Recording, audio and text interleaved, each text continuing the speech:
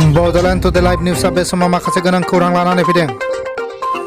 गुबुन हादरसायाव खामानि मावग्रा सुबुंफोरखौ लाबोनो थाखाय बिटिसिआव स्पेशल ट्रेन हगारनो खावलायदों इउपिपिएलनि आफादगिरि प्रमद बर'आ।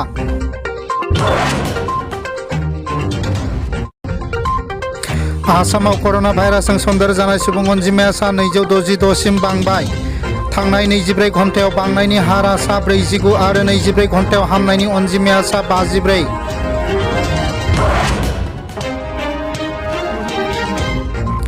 राहुल गान्धीआ लामायाव गोरिब सुबुंफोरखौ लोगो हमनानै सावरायदों आरो बिसोरनि न'सिम थांनायनि राहा खालामनायनि खोथा होदों, लोगोसे 15 साननि जानाय आदार जगायदों।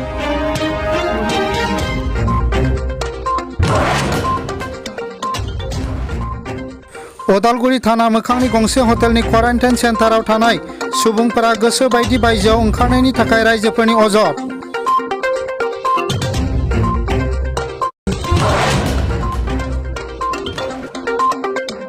बेंगलर बड' वेलफेयार एस'सिएशननि दैदेननायाव गंबा बासजों खामानि मावनो थाहैनाय सुबुंफोरखौ लाबोनायनि राहा खालामनाय जादों।